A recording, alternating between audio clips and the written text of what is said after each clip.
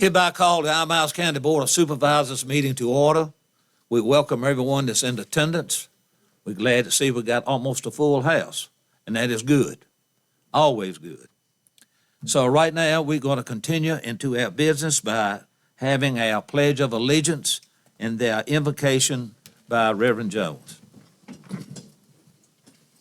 I pledge allegiance to the flag of the United States of America and to the republic for which it stands, one nation, under God, indivisible, with liberty and justice for all.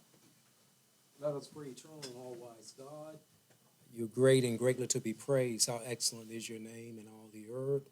God, we come to acknowledge you in all of our ways, and we know if we do so, you will direct our path. God, we pray that you might save our country. We ask you that you might save this community.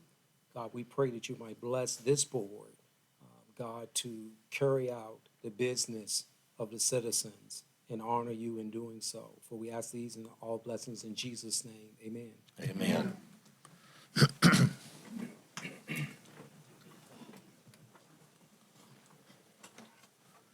Okay.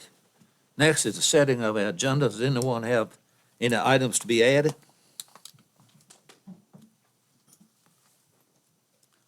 If not, is there a motion to approve the agenda? Mr. Chairman, I'll move to approve the agenda as stated. Is there a second? Second. All in favor, please signify by saying aye. Aye. Next is citizen comment period. This time is provided by the board to allow citizens the opportunity to address the board on issues of importance to the citizen. No individual citizen shall be permitted to address the board for more than 3 minutes. And how many did you say it was, 10? 11. We have 11 people that have signed up and take heed to the 3 minutes. Okay? And first is Mr. Tom Adams. And when you come to speak to the board, come over to the desk, into the mic, and state your name and address for the record. For the record, my name is Tom Adams, 448 Adams Mill Lane in Appomattox. I'm speaking tonight on behalf of the Appomattox County Militia and its members. The militia is an organization that is not racist, homophobic, or any other negative descriptive name that folks throw around at those who don't agree with them. We are all inclusive. As defenders of the Constitution, we will protect free speech for everyone.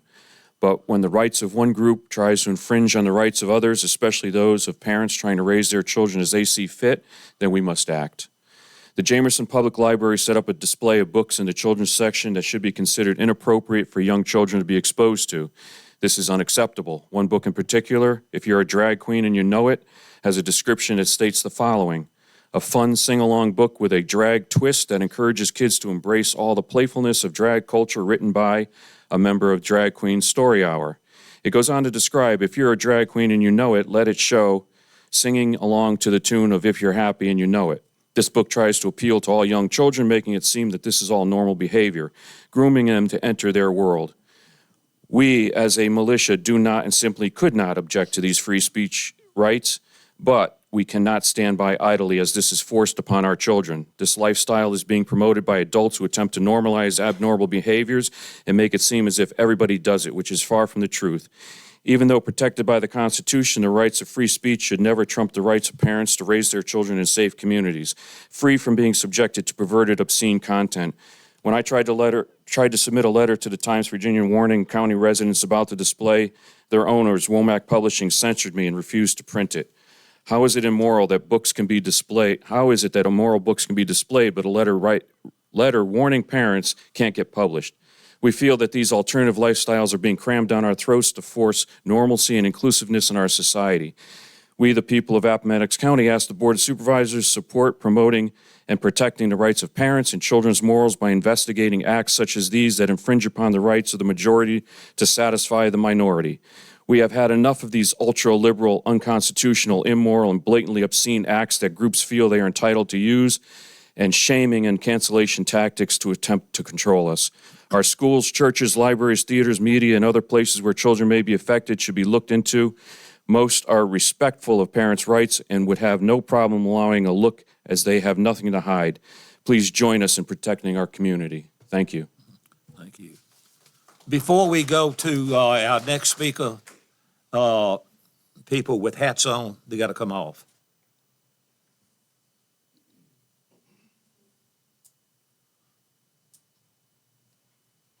Thank you.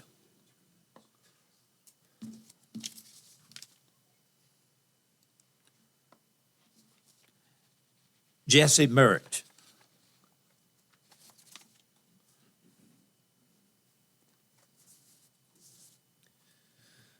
My name is Jesse Murch. My address is 1890 Church Street in Appomattox. I'm here before you for the reason why many people are here as well, and that has to do with the contents of the public library. In particular, the LGBTQ display that we all have been privy to. You all have been receiving emails, calls from your constituents who are less than happy that this is right here in our little town. Some are going to say this is about free speech. Some are going to urge that this should have some corner room in the library, that maybe we should just make it age appropriate, but it should not be in the library at all. We are taxpayers, and as taxpayers, our voices are the ones that actually matter in this regard. What our library is selecting, and the library is, by its very nature, a selective process. There is not every book in that library. So the very nature of what are we going to allow in the library is something we're already doing. So on what basis are we selecting LGBTQ stuff geared and arranged for young children to read and enjoy, so-called? Many are going to suggest that, that what I'm advocating is a form of book burning, but it's not. If you cannot perceive the kind of degeneracy that this kind of material has on young children, you're not fit to be on a board. I'm not referring to you guys occupying here, I'm referring to the library board. And it falls to you to hold that board accountable. So that's why we're here at this meeting, because accountability needs to happen. We can't do it. We can't say, now we can show up to that meeting, and trust me, a lot of us are going to show up at that meeting, but we can't remove them. We can't censure them. We can't do any of those. That falls to you. That's your responsibility as our representatives. And a betrayal of trust and the magnitude that was displayed at that library needs to have accountability. And it is unseemly that degeneracy of that kind on a good and moral people, on our children, should be leveled in this community. So I recommend, and I do commend, what John Hinkle did last year in drawing attention to this. And I would like it if all of you would just be more diligent in this. You have a year that's passed by and nothing has happened, and we need better leaders. And I don't want any of you replaced. I just want you to be better. I want some of this stuff, and we all want some of this stuff to be more proactively looked into so that it doesn't come to all of us already seeing and observing and our children already having eyes upon material that's obviously inappropriate for them, that is seeking to pervert our way of life. Thank you. Thank you. Cindy Hall.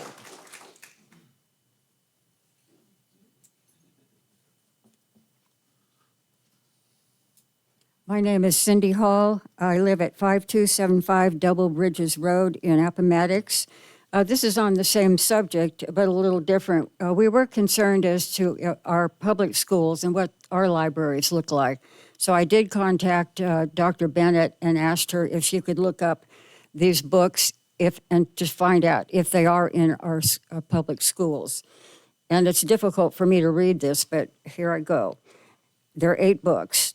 Gender Queer, All Boys Aren't Blue, The Bluest Eye, Teacher Raping Tennis Team Fantasy, if you're a drag queen and you know it, which was talked about earlier, In Our Mother's House, Rainbow Revolutionaries, The Boy with Pink Hair. These books are on the library, the county library website, if you want to look. These are just a few of them. Anyway, Dr. Bennett was nice enough to get one of her tech people to go through the 40,000 books that they have in the 4 schools. And none of these books were on that list. So I thought that you should know that our public schools are handling that situation well. Thank you. Thank you. Ben Murch.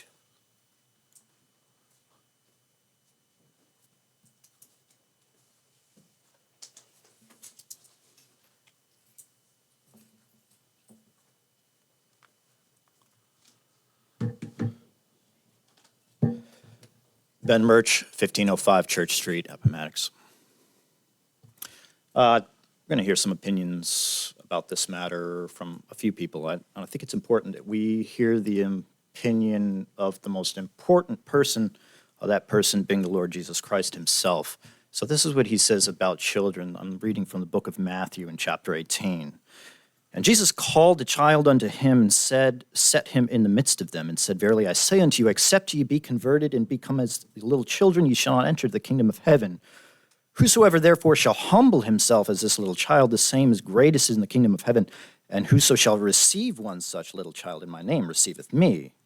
You see that he cares about children, but he continues, he says this, but whoso shall offend one of these little ones which believe in me, it were better for him that a millstone were hanged about his neck and that he were drowned in the depths of the sea. That's not my opinion on how we should approach offending children. That is the opinion of your king and my king. Now, whether you choose to believe these words, that's between you and God. Nevertheless, it's true. And nevertheless, thousands of your constituents believe this. And so it's incumbent on you to take this matter seriously. Does it sound like Jesus Christ, the Lord of the universe, is serious about the children? It does to me. And this kind of thing, the shoving this in our face, the constant gay pride, trans, drag queens, prevalent in our culture, we don't want to see it in our town. We don't want to see it in our county. We don't want to see it in our commonwealth. We don't want to see it here. We're not about that, and we're not going to tolerate it. We're not going to tolerate it. And so in the same way that you see a child drowning, it's incumbent on you to do something to save that drowning child. Oh, well, I didn't push the child in there. I didn't set up those books in the library. But you can do something to stop it. You can do something to stop it. And so it's incumbent on each and every one of you to do everything in your power to stop it, to stop that offense. Thank you for listening to me. Thank you. Land itself.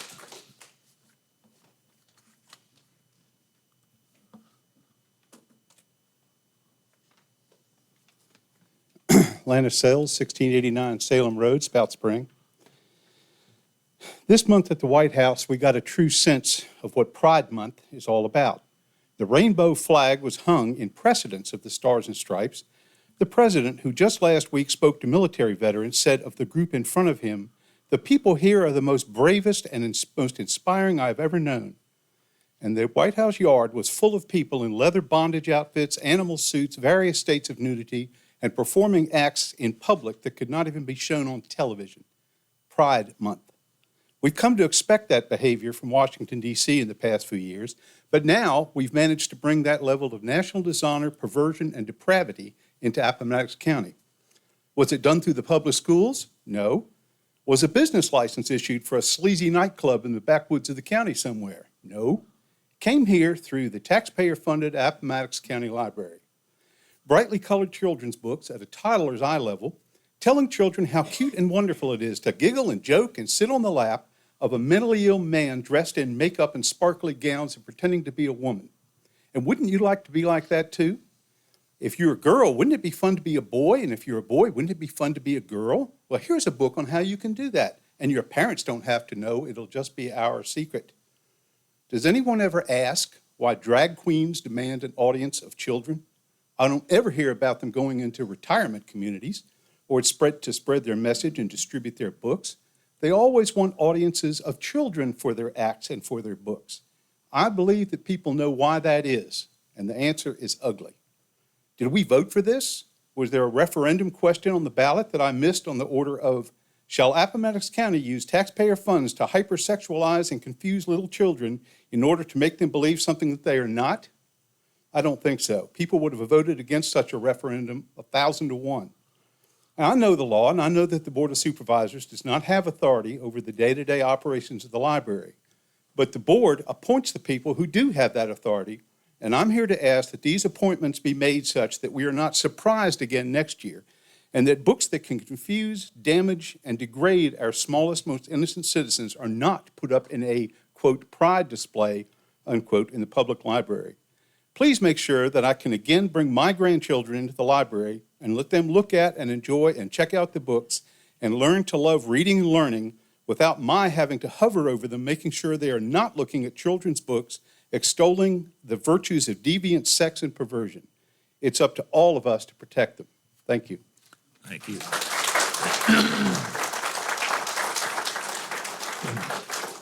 Ken Wolfskill.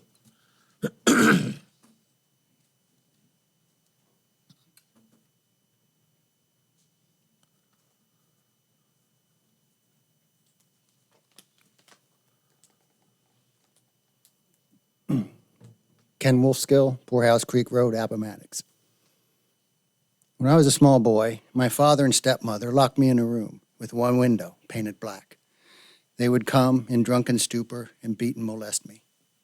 Sometimes every day. This went on for over 3 years. I remember laying on the floor trying to hold my breath long enough to die. Over the years, I have worked with at-risk youths, counseling and working with young ones. I heard many stories. One all too common thread was so many of these young ones had experiences like or worse than my own as children. All struggled to make sense of life. Too many resorted to self-mutilation, drugs, and even prostitution. How does this connect to our public library? I'll share one book, the book everybody's talking about tonight. If you're a drag queen and you know it. Look at these illustrations, geared to catch the children's eye. This page that I have open says, if you're a drag queen and you know it, shake your bum. Look at the positions. Hopefully it disgusts you. This is not cute. This is not funny. This is not entertaining. This is desensitizing. This and many other books in our public library geared to children and young adults normalize child abuse because of the fad of the day. Our children are not fads. They are made in God's image. They are God's children. He charges us with their well-being.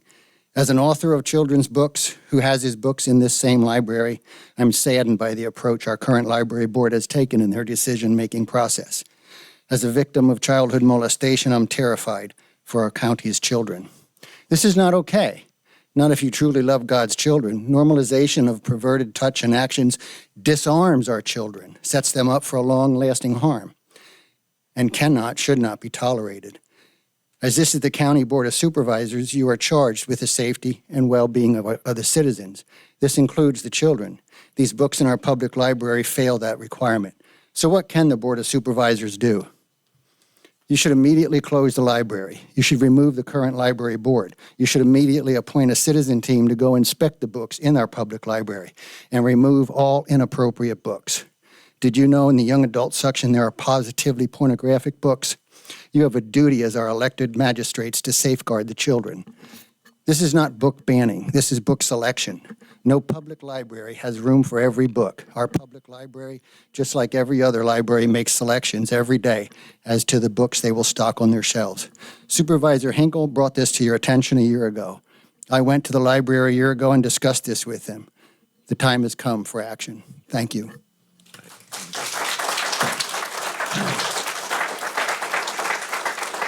Bradley Driscoll. Excuse me, Bradley, just please remove the hat. Thank you. I'm Bradley Driscoll, 4405 Salem Road, Spout Spring. Everybody that spoke before me tonight spoke wise, and they spoke better than anything I could ever say to y'all. And I'm 100% in agreement with everybody in this room. I come to y'all tonight as a follower of Jesus Christ, and I come to y'all as a concerned parent. What our library did recently at the start of Pride Month is damning, it's unacceptable, and it's perversion. It's a form of grooming that they performed on our children in a passive way.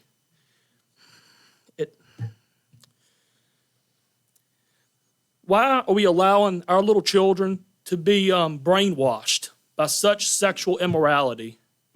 As a Christian, I love people enough to speak the truth, and I love them enough to tell them what is right and what is wrong. God states that the LGBTQ material is wrong and it's immoral. It's so wrong that he destroyed Sodom and Gomorrah over it. Should that not concern any Christian here today?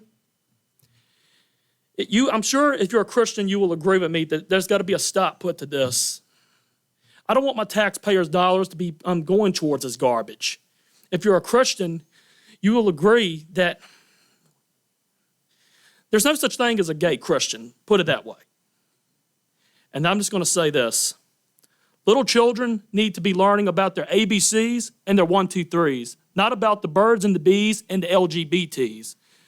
Little children should be dreaming about what are they going to be when they grow up. A firefighter, the next president of the United States, an astronaut, the next football player. They shouldn't be dreaming about being a drag queen. They shouldn't be thinking about being somebody or something they will never be, especially going as far as permanently mutilating their body, destroying that which God formed in the mother's womb, fearfully and wonderfully made. God did not make any mistakes when he made you male or when he made you female. There are only two genders. That's what children should be taught.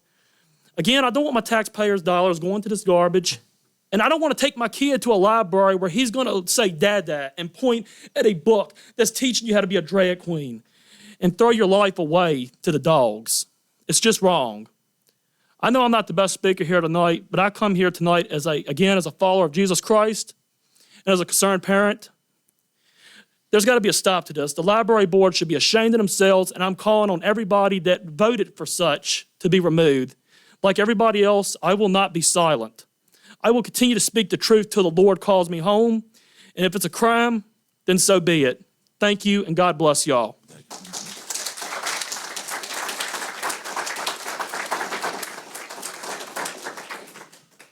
Martin White.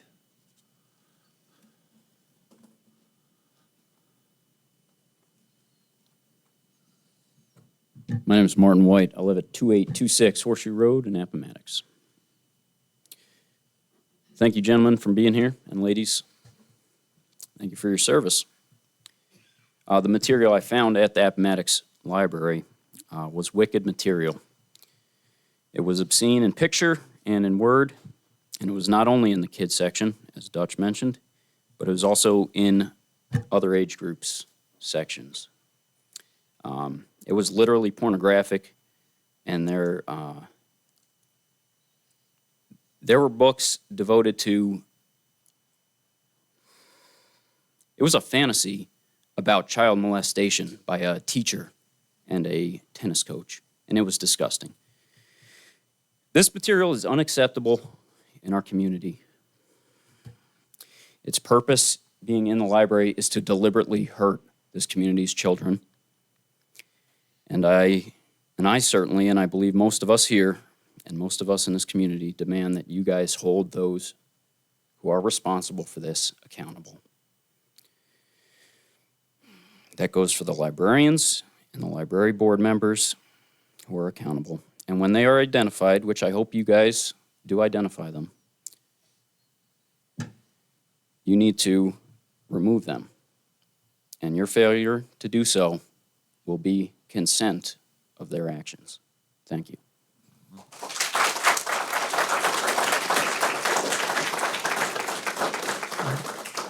Jerry Boyce.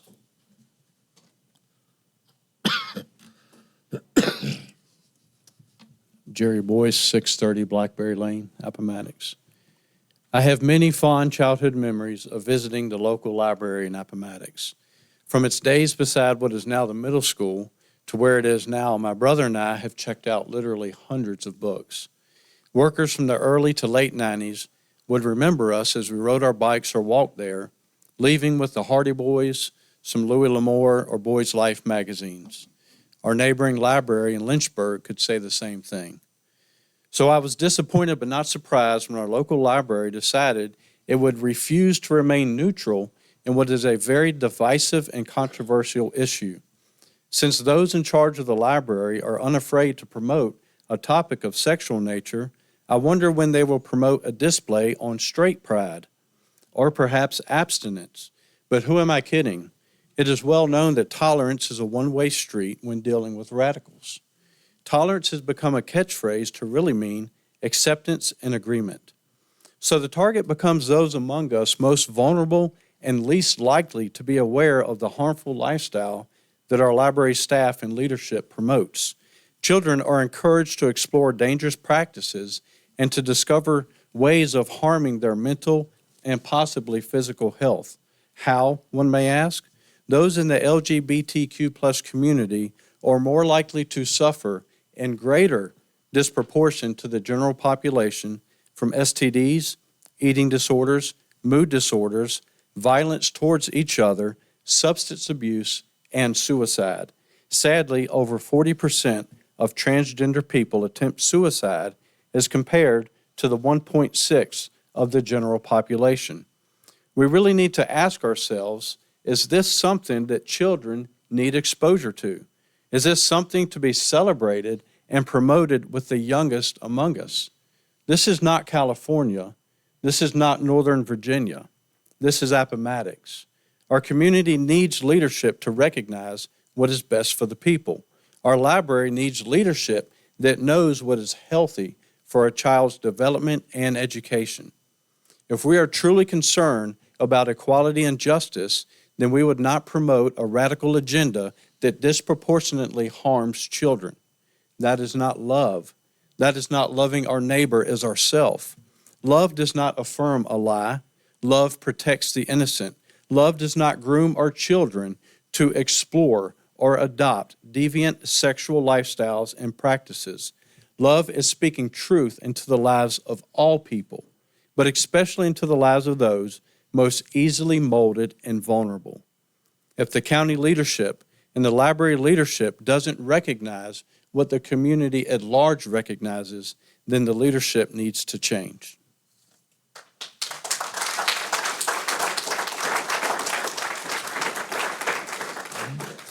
Karen Agrulo.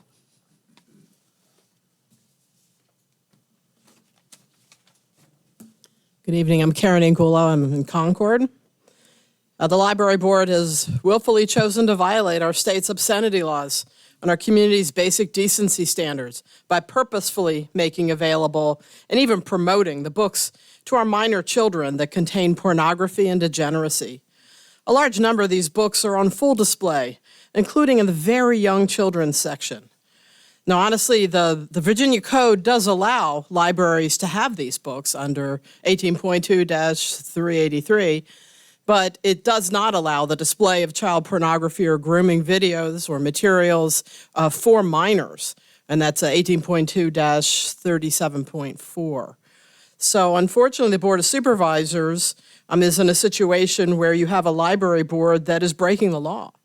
You do control the library, and you're legally and morally obligated to correct the situation. So I really ask you to take swift action, and I would recommend a following solution. Close the library building tomorrow. Just close it. Continue to allow the conference room to be used of people who have, reservations. Also on the library's website, immediately disable the section called LGBTQ plus Pride Month until the contents can be evaluated. I would then recommend that you quickly appoint a team of citizens that represent all of your districts, and I bet you there's a bunch of people right here who probably volunteer, to go in and spend just a couple of days working in the library to do the following tasks. Quickly go through the library and gather up all the obscene and pornographic books and videos that are within the reach of minors.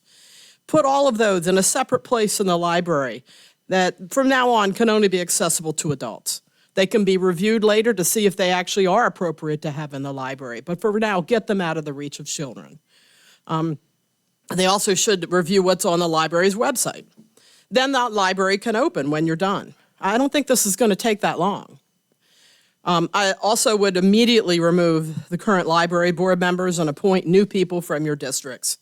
And evaluate the performance of the librarian and the staff and replace them if necessary. This is a legal issue. And you guys are legally responsible. But the goal is to reopen the library as quickly as possible, after the objectionable books and videos have been removed from the children's section and secured in an adult-only section. Please note, I'm not asking for books to be banned, just that we follow the law and remove them from the reach of children. Thanks for listening to my recommendations, and I'm willing to help out right now. Thank you.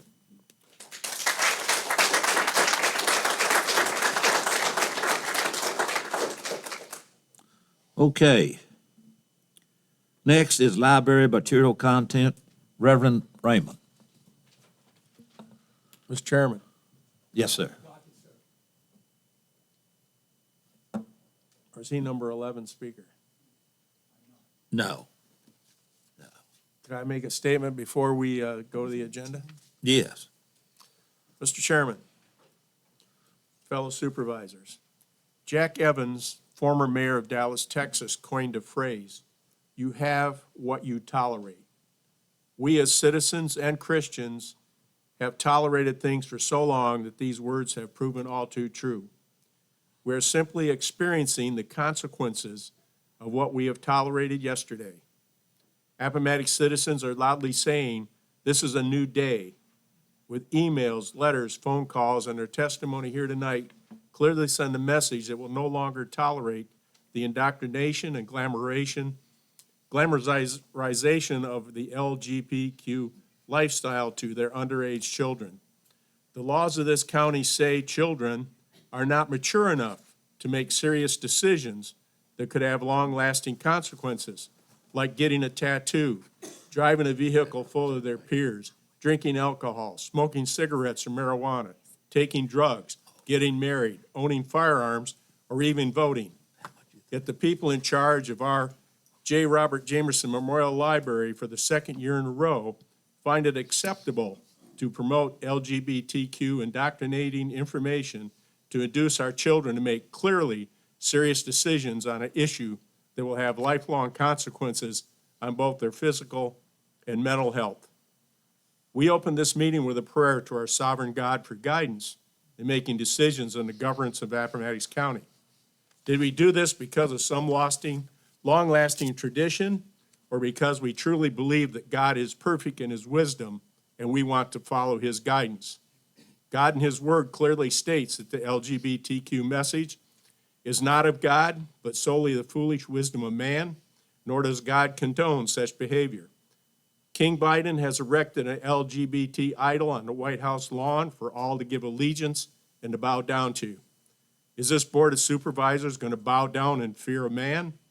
Or will we stand with God as Shadrach, Meshach, and Abednego did during the reign of King Nebuchadnezzar?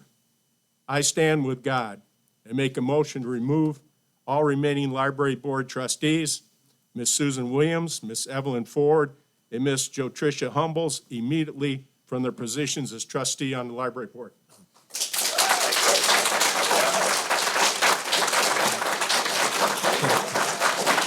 You make that in form of a motion. Motion's on the floor. That's it. Motion's on the floor, is that a second? Second. Any further discussion? We'll have a roll call vote. Mr. Chairman, Oh, excuse me. so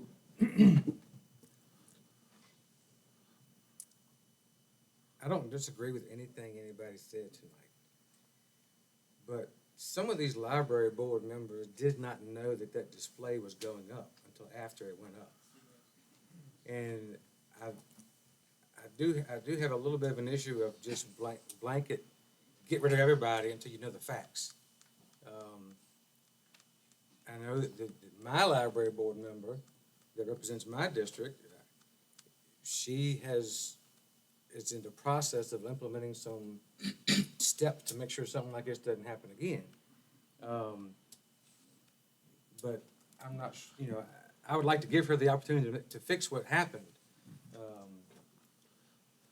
I can't speak for the other two board members because I have not talked to them. But I think just blanket, get rid of everybody without having all the information is a little premature. If they don't fix the problem, then we'll get rid of them. Well, Mr. Hogan, let me say this, that I too agree with the speakers and I'm sure the majority of the audience that is here tonight. But I, in turn, agree with you. Now, from my district is Evelyn Ford, a former teacher, and everything that I have gone through with her on in subject of the library board, she went down there immediately when I told her about this. And she talked to the wanted librarian. There was another person that worked in there. Anyway, the material was taken down. So I would not and will not vote to destroy the existing board. So I just want to let you know that. Mr. Chairman, Mr. Excuse me, Reverend. everything that I've heard tonight is extremely disturbing to me. I am of utmost importance of the children of this community. And what I'm hearing is this was a issue last year. Am I hearing correct? I was not on the No. board. What was done last year to address this issue? Or is this just a blatant return to what was done last year? I don't think anything like this came up last year. Mr. Chairman? Mr. Hinkle. It did come up, and several of the people that spoke tonight alluded to it, and several members of our community went to the library board. And I wish they were here tonight to give testimony, because the report they came back with was that the library, nobody on the library board stood up with their position that this material is wrong for children. And in addition, the library board, especially the chairman or whoever was in charge at that time, treated those grandparents and parents there with disdain and hostility. Well, my representative, she didn't go on until about 4 months ago, 3 or 4 months ago. So I can contest to that. So, Mr. Chairman, I'd like to ask, is there anything we can do short of voting to remove that board at this time? Do we need more facts? Do we have the authority to do that? I agree with you. We need to dig into the dirt a little bit deeper and find out everything about it, the subject, as much as we can. As for immediate action, I think we, as a board, can get the county administrator to write a letter to the board, library board, and stipulate in there some regulations that must be adhered to. If not, then we as a BOS will take the necessary action to make sure and ensure that this doesn't happen again.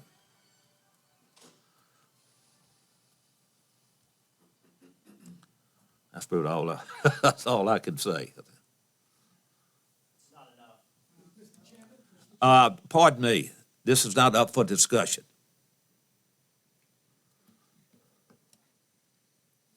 Mr. Chairman, Mr. Hogan. to Mr. Jones's question about the legal authority, do we have the authority to get rid of them tonight?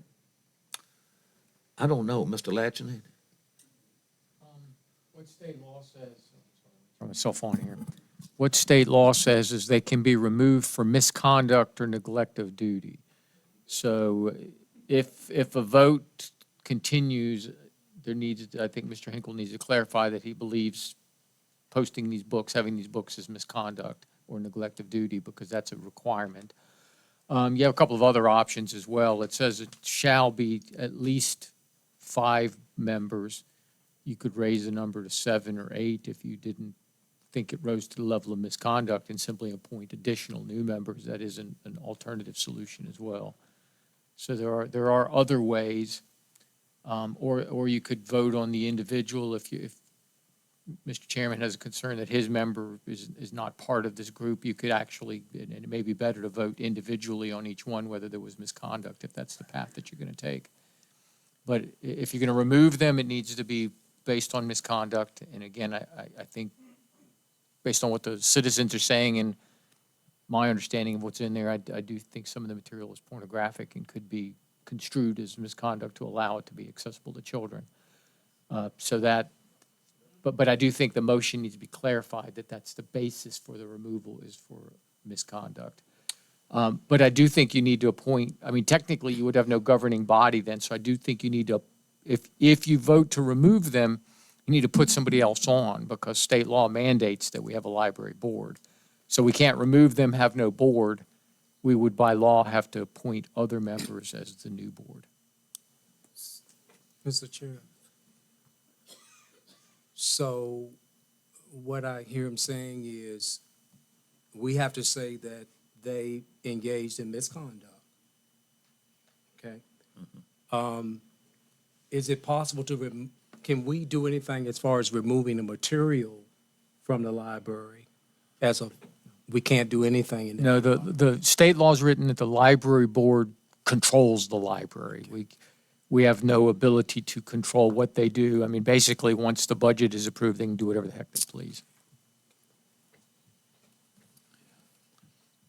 Mr. Chairman, I would amend my motion to say the reason for cause is the endangerment of children and display of pornographic material.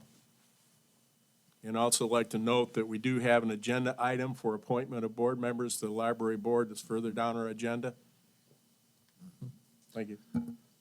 Okay, the motion is made and been amended. Is that second? I'm sorry, could you restate that, John? I said amend the motion that the reason for the removal is child endangerment and display of pornographic material. Allowing the display of pornographic material and allowing the endangerment of children.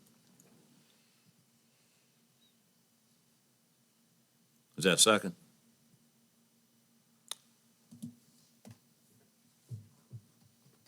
Unless you have a better way of putting it. Well, I second the thought for sure, and I want the material removed. There's no question about that. And I think everybody here feels the same way.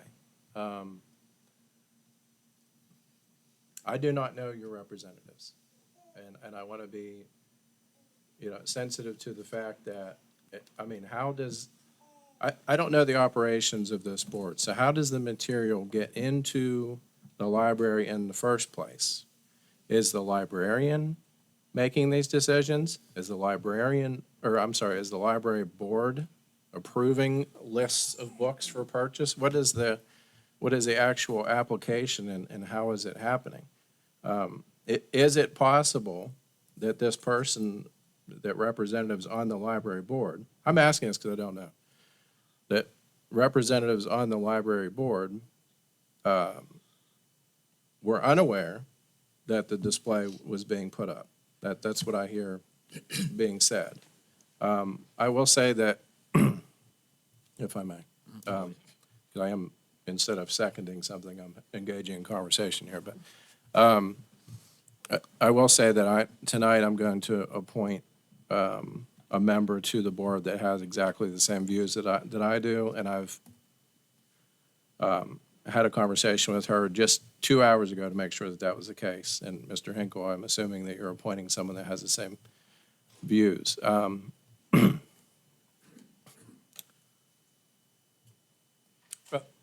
I don't want the material in there. That's what it comes down to. We need to figure out how to get it out of there. And if a person is on the library board that's okay with the material, then yes, 100% they should be gone.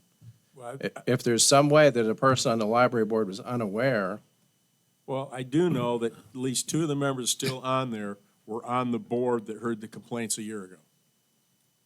So they can't say that they weren't aware. Now, Mr. Carter's representative, since he's only been on 4 months, okay, maybe, but the other 2 have been on there longer. Mr. Chair. So they were aware. Mr. Chair, so basically what we're saying is, if we vote to remove them, we're saying that after they were notified and after citizens asked them to remove this material, that they failed to do so. Is that basically what we're saying? If we say that they endangered the children, we're saying that once they became aware of it, they still failed to act. Is that what I'm hearing? Yeah, no, Mrs. Ford went down to the library, and she went over to the children's section. Now, what she saw, she said she couldn't believe the material was at a child's eye level. Okay? So there's no way a child could miss it instead of being located elsewhere.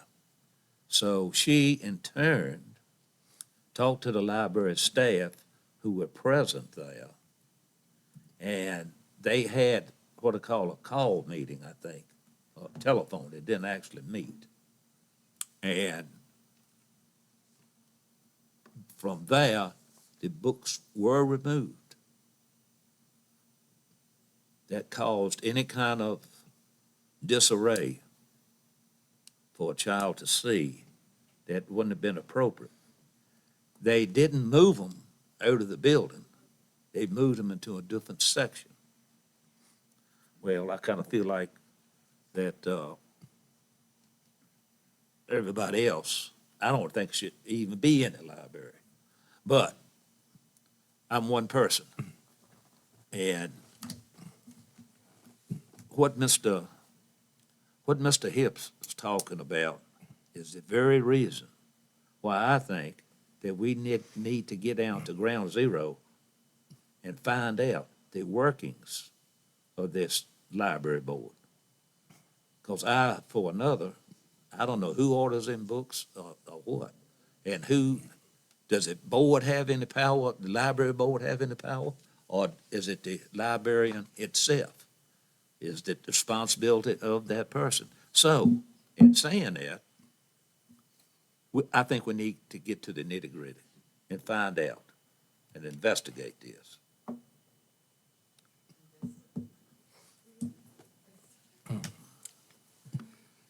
Further discussion? Oh, motion on the floor? I, The amended motion hadn't been seconded. No, it hadn't, no. I'll second Mr. Hinkle's motion with the understanding that those on the library board,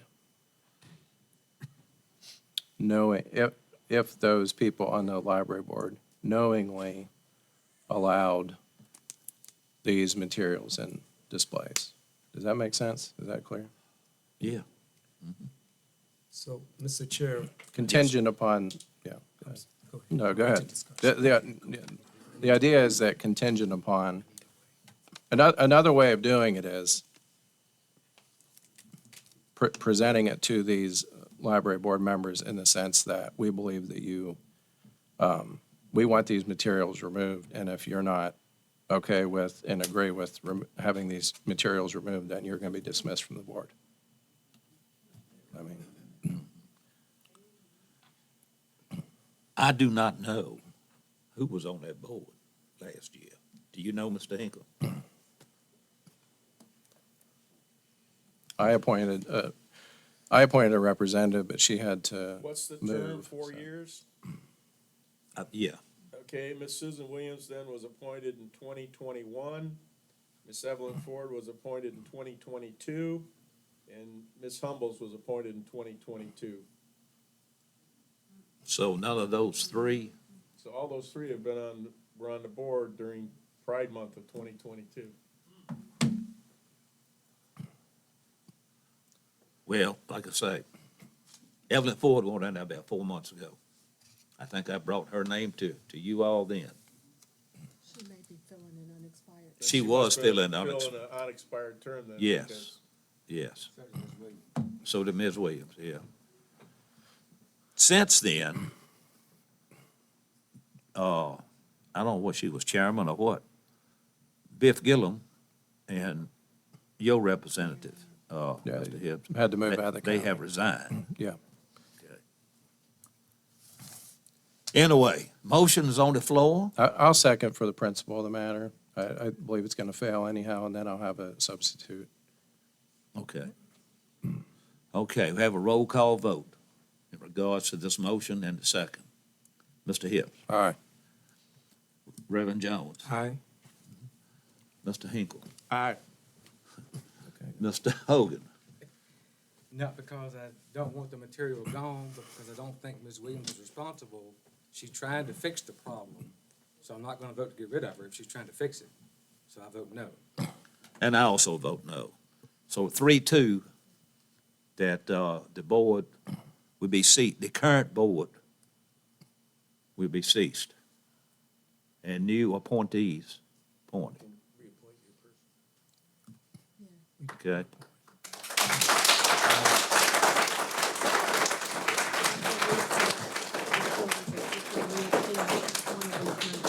Yeah.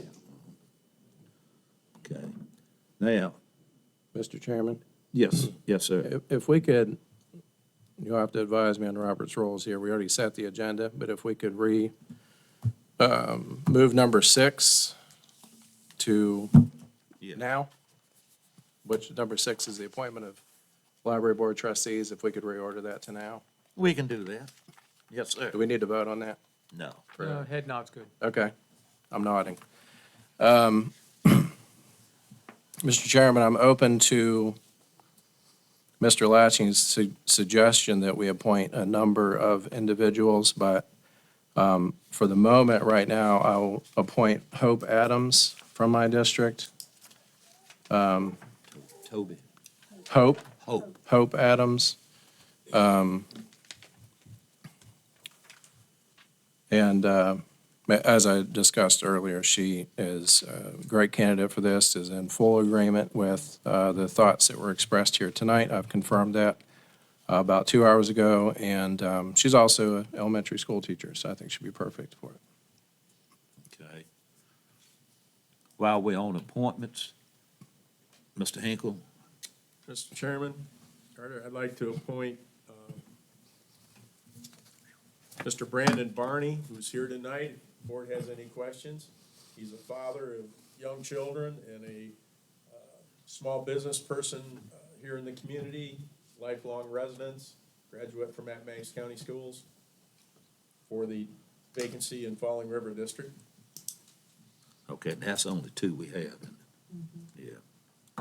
And at this time, if Mr. Hogan would want to reappoint his person, I think since he feels that she is doing a job, that I'd say that was up to him.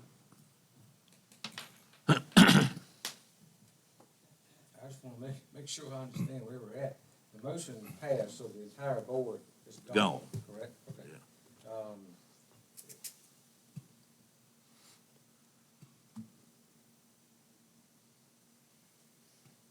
I don't know that she will continue to based on what happened in the vote to get rid of her, I'm not sure she's willing to continue serving, but I will ask her.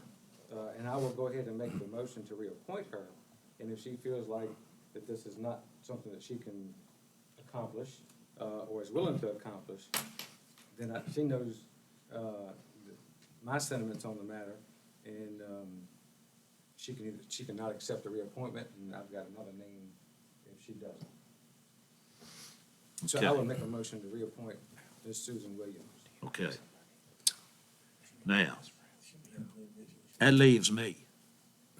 And I'm going to reappoint Evelyn Ford on the board.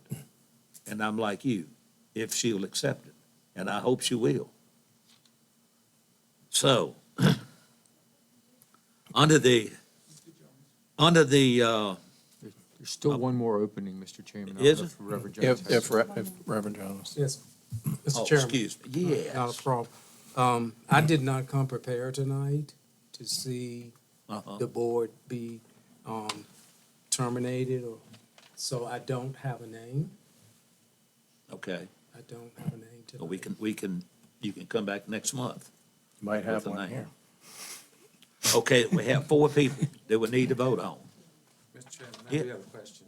Uh, Are we voting on these individuals to continue to fill the terms that the people that are replacing? Yes, Terms that's stay how the it would work. same? They would fill the unexpired terms. The It's not- terms are fixed. Okay. They're just filling in the unexpired terms, yes. Okay, so we're voting on Hope Adams, Brandon Barney, Susan Williams, and Evelyn Ford.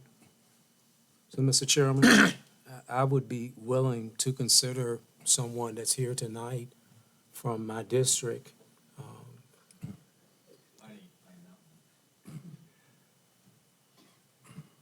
So please give me your name. I'm Nancy, I'm Joe Billings, Nancy Joe Billings, I live on Wildway Road in Piney Mountain District, happy to serve.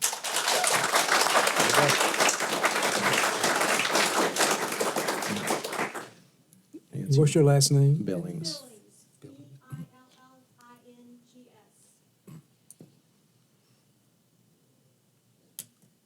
As a single mom, I worked in the ER at ECU many years, still an RN. Some of these issues that impact these children very dangerously can affect their whole well-being. I have seen children who have been raped. What can I say more? And that's good, thank you. I want to- We appreciate that. We've had discussion. Now we're getting ready to vote. At this time, I'd like to nominate Ms. Nancy Billings to represent my district. Okay, Thank you. so now, I will read once again the appointees as listed: Hope Adams, Brandon Barney, Susan Williams, Evelyn Ford, and Nancy Billings to the Library Board of Trustees to fill it unexpired terms. Is that your motion, sir? Or what? No. No, he's just That's a collective summarizing all motion? of the No. individual Okay. motions. Is there a motion now Oh, okay. to accept So mo- those names? So moved. Well, unless somebody objects, they basically had 5 nominating motions. You have a nominated slate now. So unless somebody says, I want to vote individually, then you can vote for them all at the same time. Does anybody feel like that? I didn't think so, me either. Okay, is there a motion to appoint these 5? That's already there, just need a roll call. Okay. Mr. Hips, Aye. Reverend Jones, Aye. Mr. Hinkle, Aye. Mr. Oak. And I also vote aye. Okay. Moving on, we have a library material content, Reverend Raymond.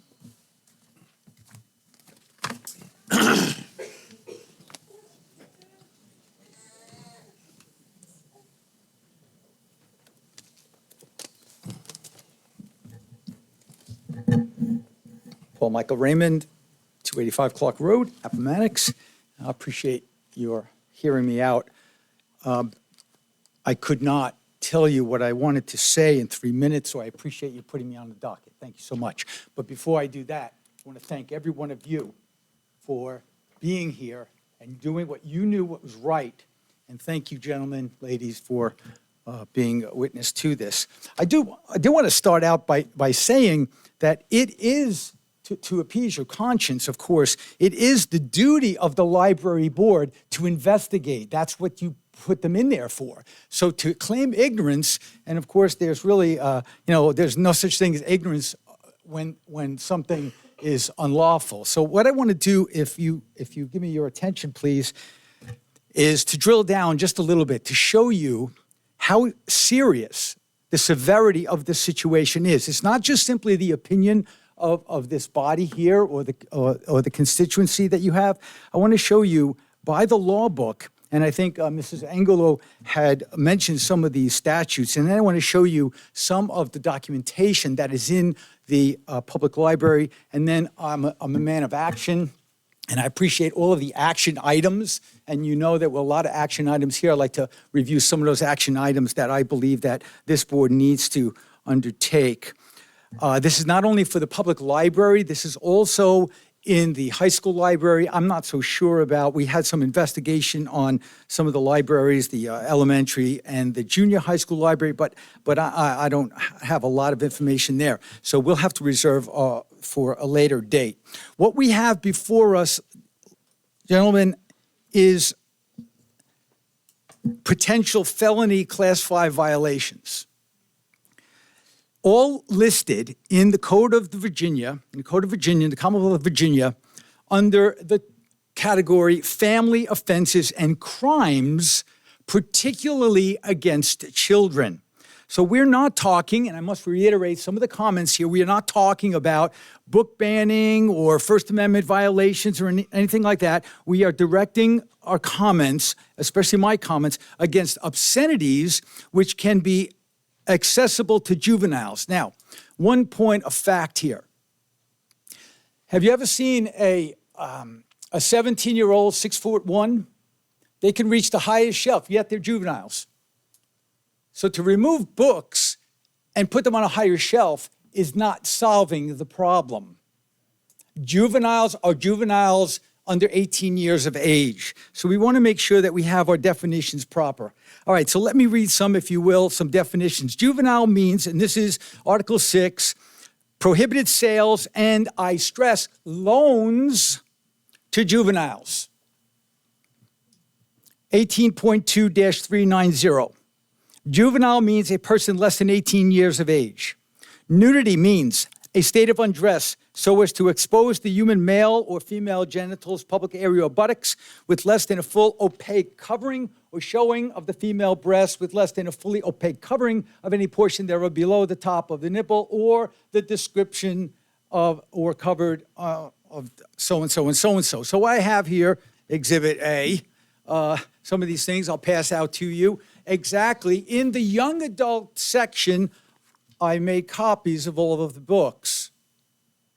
Violation of that part of the law. Sexual conduct means actual or explicitly stimulated acts of masturbation, homosexuality, sexual intercourse, or physical contact in an act of apparent sexual stimulation or gratification with the person's clothed or unclothed. Sexual excitement is included. Then we have sadomasochistic abuse, means actual or explicitly stimulated flatulations, masks or bizarre costumes, or the condition of being fettered or bound, and I have those copies here. Harmful to juveniles means, and this is important. Mr. Wright, excuse me, Reverend. Yes, sir. Please address this to the board, not to the audience. I'm sorry. Just want to make sure nobody's asleep. As a pastor, I know sometimes they fall asleep. Thank you, sir. All right, so harmful to juveniles means that quality of any description or representation in whatever form of nudity, sexual conduct, sexual excitement, or sadomasochistic abuse, when it predominantly appeals to the shameful or morbid interest of juveniles, and you know that's where they're going to go, is patently offensive to prevailing standards in the adult community of Appomattox, the Bible Belt, as a whole with respect to what is suitable material for juveniles and, when taken as a whole, lacking in serious literary, artistic, political, or scientific value for juveniles. I would like to then look at the definition of obscenity. The definition of obscenity, which is 18.2-373, and we find it here on page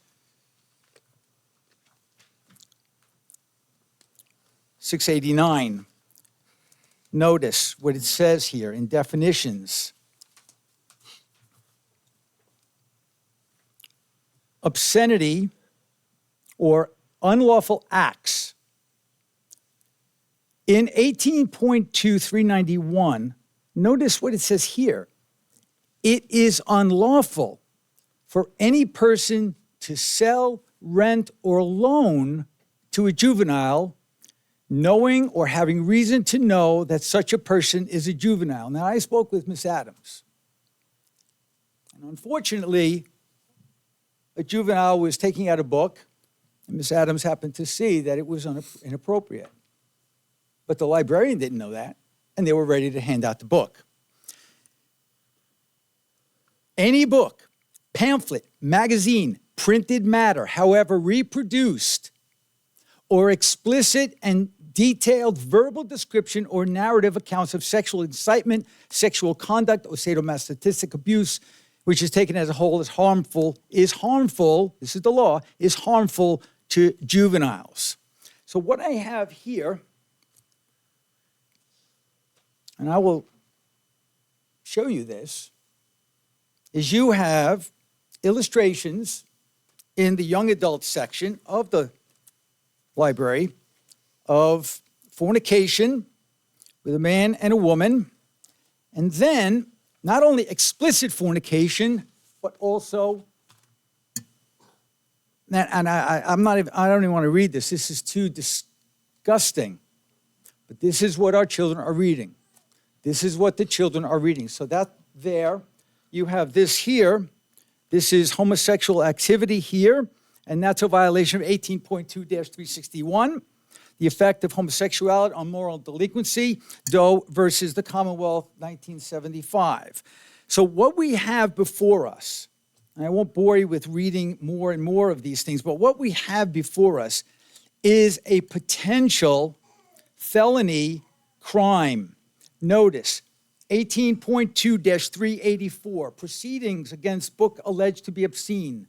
Whenever he has reasonable cause to believe that any person is engaged in the sale or commercial distribution of any obscene book, any citizen or the attorney for the Commonwealth of any county or city attorney in which the sale or commercial distribution of such book occurs may institute a proceeding in the circuit court in said city or county for adjudication of the obscenity of the book. So the reality here is that we need to take all of the evidence and bring it to the Commonwealth Attorney of Appomattox. He has already requested this material here, which I will give him. And then we'll see. So your decision to ask the board to step down, to require the board to step down, is the right decision. You have not done anything wrong. In fact, you did everything right. Their duty was to protect the children. So here are my recommendations. I agree with a number of the individuals here. Close the library until all obscene books are removed. Not put on a high shelf, not have them anywhere polluting the library because we are sliding into Gomorrah, but get rid of the books entirely. If they want these graphic novels, they can go to Barnes & Noble and purchase them themselves, but they don't have to have our taxpayer money fund them. Number two, as was already stated, establish a citizen board to oversee book purchases and inspect the library periodically for any and all infractions. Number 3, remove all obscene books from high school libraries. Now, that's another issue here. Whether or not these are in the library in the high school now, we don't know. But at one time they might have been, because we went online, we did some research. There's a book called A Stolen Life. This book contains aberrant sexual activities involving child molestation, rape, and references to bestiality, sexual nudity, violence, drug abuse, references to animal cruelty, and mild, infrequent profanity. Another book called Damsel. This book contains explicit sexual activities, sexual battery, sexual nudity, and infrequent profanity.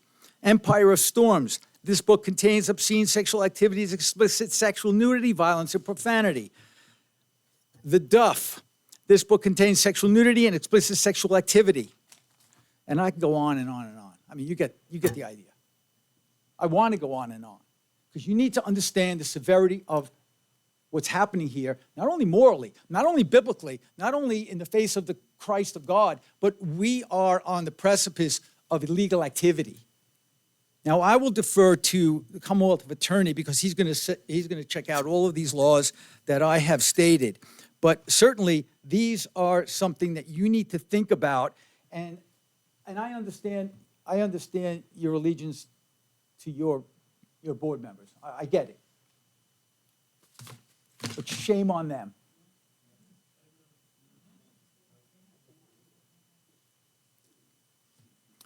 The next thing we need to do is cut off all funding, county funding, from the county board of library board until these recommendations, these demands are met. I intend to go to the state library and speak to the Attorney General, Mayoris. So this is not stopping here. This is going further. We're going to search this out. We're going to look at all of the laws. We're going to see what was in violation. We have the evidence. So they can't remove the books and say, well, we didn't know. We don't know. Finally, I do want to say this. There has been the weaponization of our public library against our children and against the future, because that's what the child is. The child represents the future. We are on the road to a culture of debauchery and lasciviousness. And none of us are going to stand by, and you shouldn't stand by either. You are the magistrates. You're the city fathers. You're our fathers. You are the magistrates of the Appomattox County. And you know what the scriptures tell me? The Apostle Paul tells us that you are there by the providence of God for good. You are to uphold that which is just and righteous and good. But that's not where it ends. You are to put down everything that is evil and wicked without even a second thought or deliberation. Because if you don't, the scripture says you delegitimize your office. You become, in the eyes of God, illegitimate office bearers because you have not done what God has called you to do, putting down the evil and upholding the good. So we all know that the goal of these books, the goal of the LGBTQ community, is the corruption of juveniles through sexual seduction, grooming them to be corrupt, making that which is debauched normal, all of which is not only a violation of the Holy Scriptures, not only a violation of our moral, the fabric of our culture, but also of the law of the Commonwealth of Virginia, and I would even suspect a lot of laws. But a lot of these laws, nobody knows because nobody's reading the book. So we think, oh, this is just, a moral problem. So, gentlemen, I appreciate that you would show courage. I believe that you did. I think it was a little bit difficult, but I think we're all very pleased. And I hope that from this point forward, we are unapologetic, determining that which is right and good in our community. Because you, especially, you should lead, you're the tip of the spear. It's not us, you're the tip of the spear. You guys need to watch over this community and to protect the future of Appomattox, otherwise we will not have a future. Ladies and gentlemen, thank you so much for your attention. I really appreciate it. Thank you.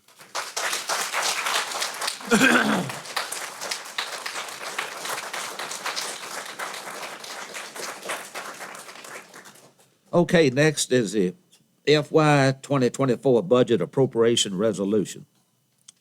Oh, excuse me, I skipped one. Special Event Permit Application, Appomattox 4th of July celebration. Attached for the board's review is a special event permit application from Frisco Display Fireworks for the annual fireworks celebration to be held on July 1, 2023 at 10063 Red House Road in Appomattox, Virginia. This is the annual fireworks celebration which start at dusk and lasts approximately 15 minutes. The sheriff, public safety director, building inspector, zoning administrator, and county administrator have reviewed the application for compliance with local regulations, and have added comments where necessary. Well, gentlemen, I hope you've had an opportunity to review this, the application that's attached. The floor is open for discussion. Mr. Chairman, I'll make a motion that we approve the special event permit application for the fireworks display. Is that second? Second? All right. Further discussion? All in favor, please signify by saying aye. Aye. Do I need to add and waive the fee? I'm sorry, Mr. Chairman. That's kind of a I will given. isn't it? amend my motion to include waiving the fee. Second. Okay. All in favor, please signify by saying aye. Aye. Aye. All right, FY 2024 Budget Appropriation Resolution. After a duly advertised public hearing on Monday, May the 15th, 2023, to receive public comments on the proposed FY 24 budget, the board considered the request and requested staff make suggested changes. The Board of Supervisors held a special call meeting on Wednesday, May the 24th, 2023, and approved the FY 24 budget. Staff has prepared a resolution for our approval to appropriate the funds to the line items as specified on July 1, 23. And of course, we know what July 1 means in regards to the General Assembly coming up with a budget. Mr. Chairman, I do have a question about that. Mm-hmm. Since here we are, June 20th, state still doesn't have a budget. And I know some of the things that we're trying to make decisions on can't be made until the state has a budget.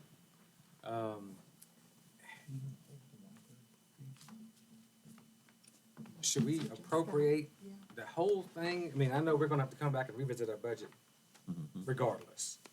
Should we appropriate the entire budget that we talked about, that we approved in May? Or should we appropriate it to December and then fill in the blanks when the state budget comes? Or do we need to go that far? Mr. Chairman, I believe, Dave. didn't we do that last year where we appropriated the first quarter because we did have some questions last year about the budget? I think you're I think it was correct. 2 years ago. We did it by quarter during the COVID year. Yeah. Mr. Chairman, I'd move that we implement the FY 2024 appropriation resolution with the change that we do it for the first quarter only, and then fire again later. Motion duly made, is that second? I'll second it.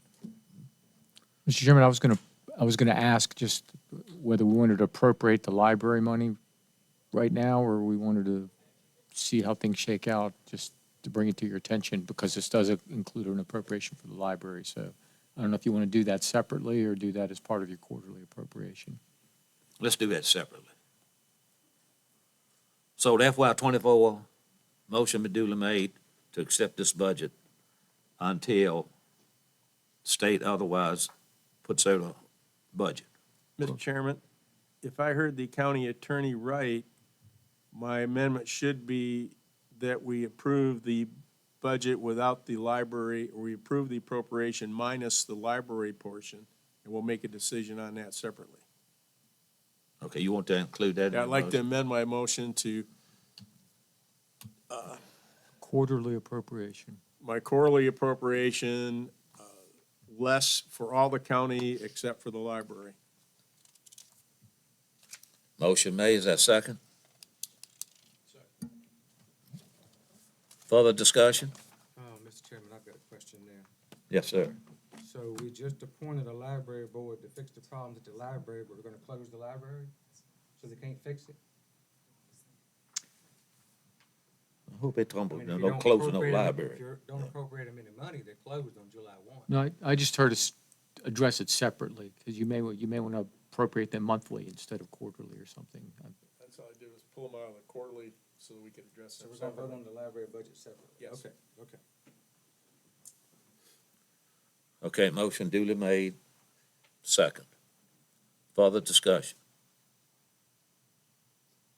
All in favor of doing it, well, excuse me, we have a roll call vote concerning this subject. Mr. Hips. Reverend Jones. Mr. Hinkle. Aye. Mr. Hogan. Aye. I vote aye. Okay. Next is FY Got the 24, library budget. huh? Still got to do the library. You're gonna address Department 7301 library? Oh, Appropriating those yeah. funds? Okay, line item 7301, No, it would be department. the department. In regards to appropriating money to, that's the library board. Discussion on it, It's library operations. library authorization, Operations. operations.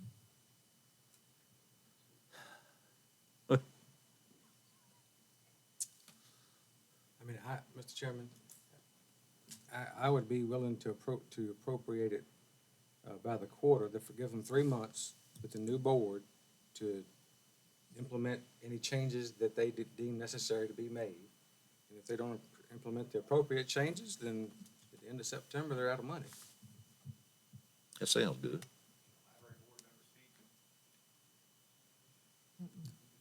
Who was there? No. Okay. Further discussion? Need a second. Okay. We'll have a roll call vote on this. Mr. Hips.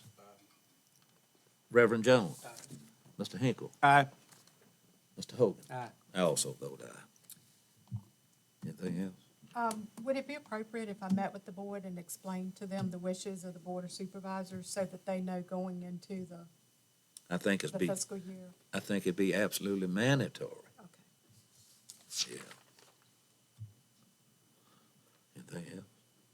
Okay. All right, FY 2024 tax levy resolution.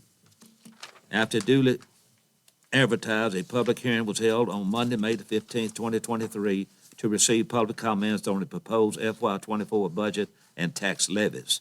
The board did not propose an increase in the FY 24 tax levy. Mr. Chairman, Yes, ma'am. there's a revised resolution in your packet. It was brought to our attention that the personal property tax was not broken down by category, so we added that language. So you have the amended resolution before you. Okay, I think I put that over there. No, that's all right. Mr. Chairman, I move that we approve the amended resolution for fiscal year 2024 tax levies. Second. Motion duly made and second, discussion? Have a, no, we don't need a roll call vote for this, do we? Yeah, it's a resolution. You Okay. should take a- Roll call vote, Mr. Hips. Reverend Jones. Mr. Hinkle. Aye. Mr. Hogan. Aye. I also vote aye. Okay, next is committee appointment, Central Virginia Alliance for Community Living Committee appointment. At the May 15th meeting, the board tabled the recommendation of a representative to fill the vacancy of Mr. Robert Fox on the CVHCL Board of Directors. Now, this got to be filled by October, Ms. Adams? Yes, sir. Okay. Attend the September meeting. Okay. Does anyone have anyone that they'd like to put on this board? If not, you want to table it till next month? Okay, we'll table this. Mr. Chairman, Oh. refresh my memory, what again does this board do and Ms. Adams, I'll leave that up to you. What, they basically plan activities for the senior citizens. They meet weekly at the community center. And they do some Meals on Wheels and other things as resources for senior citizens in the community. They used to be known as the Area Agency on Aging. Yeah. see, that I would Okay. understand when they revise this title. I know it. I don't have anyone at this time, Mr. Chairman. Okay. Okay, we'll table that to next month, Ms. Adams.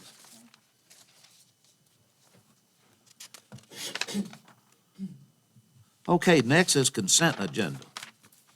The consent agenda includes approval of all bills, minutes, supplemental appropriations, line item transfers, and fund transfers.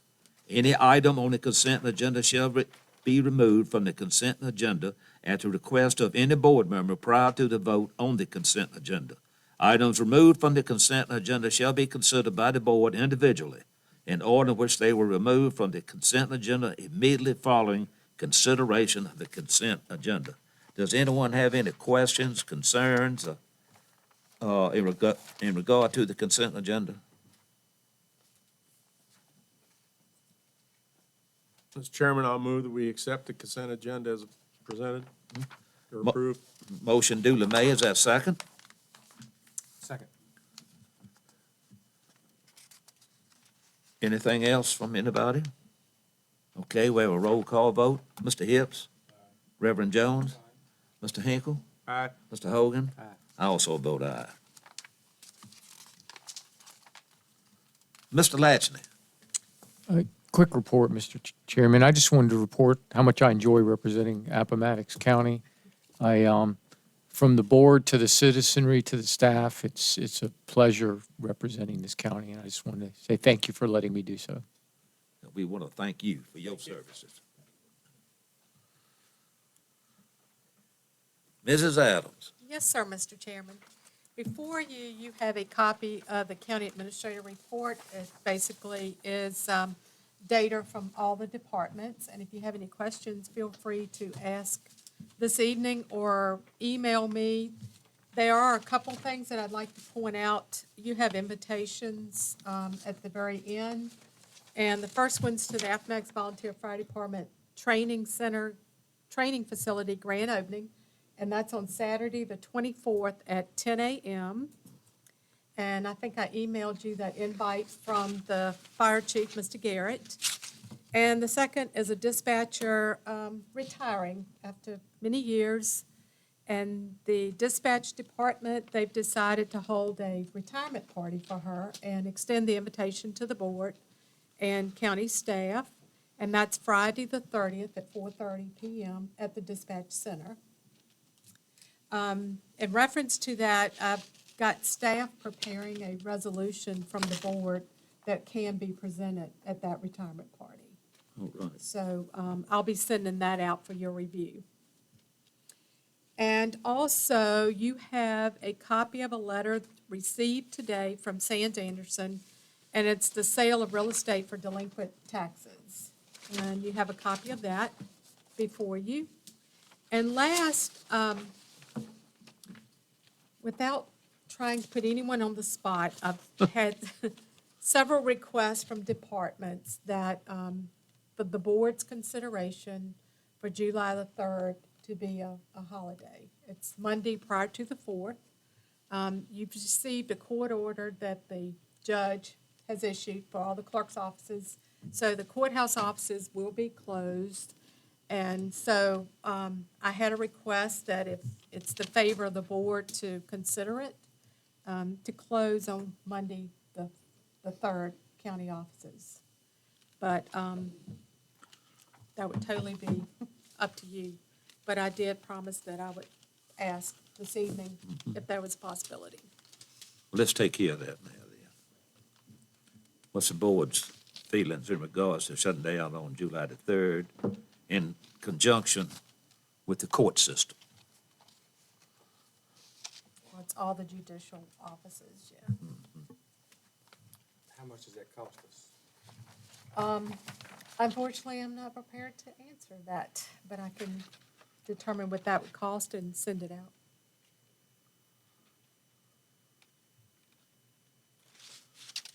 Any other discussion?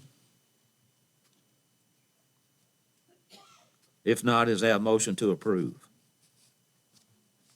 or disapprove? I'd rather know how much it's gonna cost us first, and whether we have the money to pay for it. I mean, I'm assuming it'd be an extra paid holiday for all county employees, is that how we would handle it? Yeah, it wouldn't change our payroll. I didn't think so. Yeah. Just like a normal workday. Okay, so it wouldn't be an extra holiday that cost us, It would be your normal payroll, it's just an additional day granted to employees. Yeah. Mr. Chairman. Yes, sir, Brent. Motion that we allow our employees to have a day. Motion duly made. Is there a second? Second. Further discussion? All in favor, please signify by saying aye. Aye. Opposed likewise. From staff members, they, I'm sure, want to thank you for making that recommendation. And also, I've been in discussions with Dr. Bennett, and I think she's going to grant the same. With the schools. for the school system. Ms. Adams, one thing I'd like to point out, especially to the public, Appomattox County Community Park, the lights were installed on baseball field number 4. The Alcon sign and lighting. The baseball teams are very happy to have the extra field so they can play additional games at night. Also, playground equipment has been ordered for the Appomattox Community Park that will be placed to the left of the pavilion. It should be installed in July. I think this is a great accomplishment.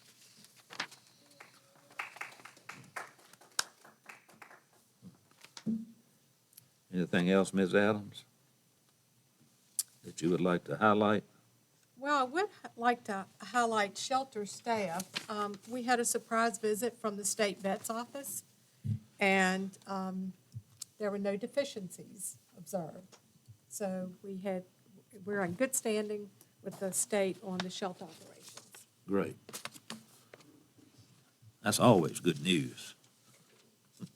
And we do have a full agenda for July. We have the facility study and the salary studies reports forthcoming in July, as well as some additional appointments. So we need to bring breakfast. Yeah. Oh, my. Okay. Does anyone have any questions of Ms. Adams? Thank you, ma'am. You're welcome. Next is reports and informational items that encompass Robert E. Lee Soil and Water Conservation District meeting minutes, Free Rapid Revive Training Flyer. Now, what is that? Oh, have the it's slightest a idea. training that the health department is holding with the opioid abuse in the community. They're offering Narcan that can be administered to people that have issue that could be a potential overdose. It could save a life. Oh, okay. That's very important, yes. Next, we have supervisor concerns. Mr. Chairman, I have a report first. Oh, excuse me, all right. As chairman of the Council of Chief Elected Officials for the local workforce development area, which is made up of Amherst, Bedford, Campbell County, and the city of Lynchburg, I just want to report that we approved our budget of $1.4 million for the year. Unfortunately, it's 15% less. The federal government has given us 15% less for a program that helps Appomattox citizens and youth, and it's disappointing they would cut our budget while they're giving so much other money away to places that don't really need our money to go to. We also elected 4 new members to the board. Kimberly McGorrell who's the Workforce Services Director Manager, Sharon Dunham, David Sage, who's Executive Director of Virginia Technical Institute, and Carrie White, Nursing Business Strategist with Centra, to our Workforce Board, and plus reappointing existing members on the board whose terms expired. As far as Appomattox is concerned, since the July through March, roughly 261 Appomattox citizens were serviced by the Workforce Committee.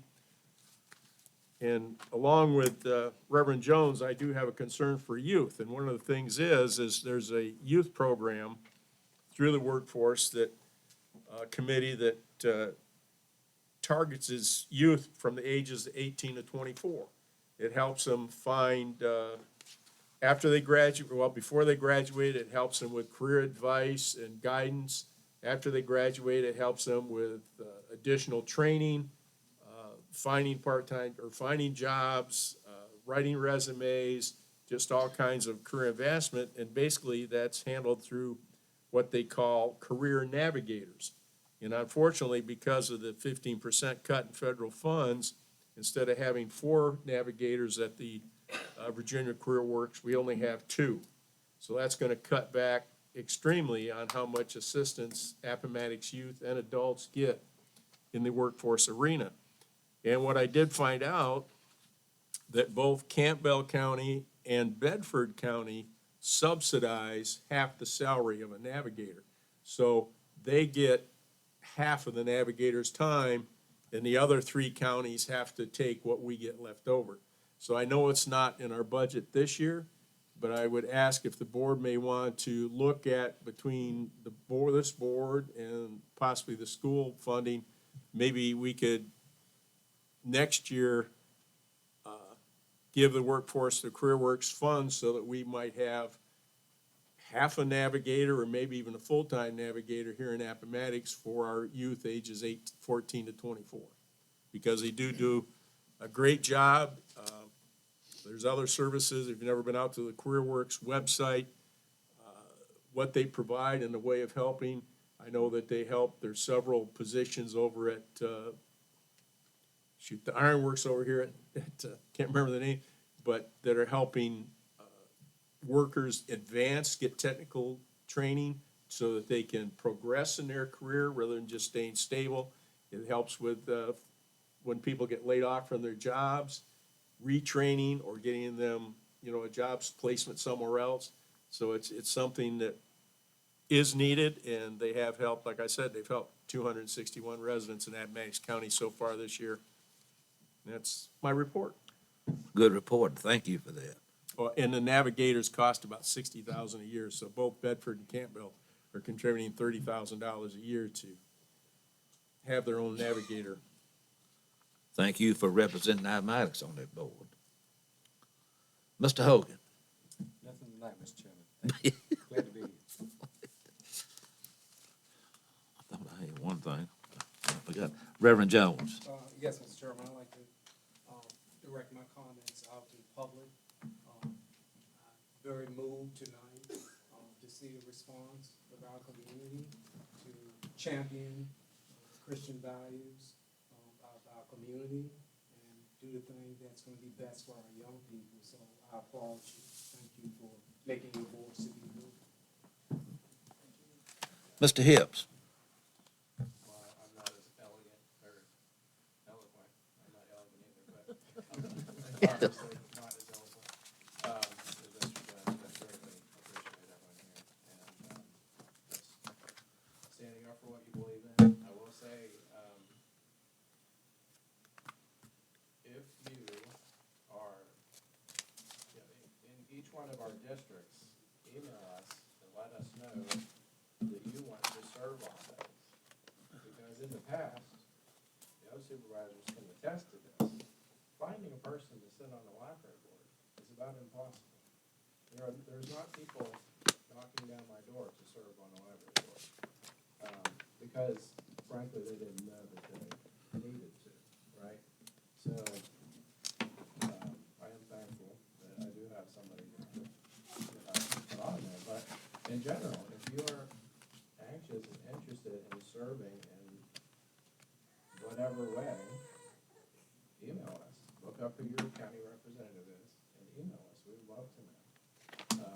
very encouraging for us to see people come out and to see the community engaged in general. So, again, I appreciate it. Thank you, Mr. Hips. I too like to thank the community for coming out in support of what they actually believe in, because I think it's very important that the voice will be heard.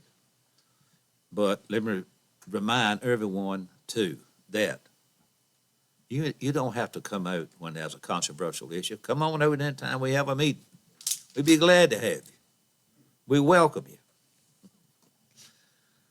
Anybody else have anything? Well, Mr. Chairman, I just want to echo what Mr. Hips and Reverend Jones said, that, I mean, I stand in awe of you people showing up here and expressing your heart and your concerns for the children of this area. And also to tap onto what Mr. Hips said, you know, we're looking for people to serve on the Central Virginia Alliance for Community Living Committee appointment. So if you want to help the aged, let us know. We've been struggling to fill that. Anybody else? I will make an unorthodox statement, if you don't mind. Proud to be a new father of 5 now, and I have to say, because of the good Lord, I didn't just take home a baby, because the staff at the UVA Medical Center tended to my wife, and if it was not for the Lord's intervention in those people, I would not have a wife. And I just, I'll publicly give the Lord his due for that. Thank you. Upon saying that, Mr. Hinkle. Mr. Chairman, let the board rise. All right.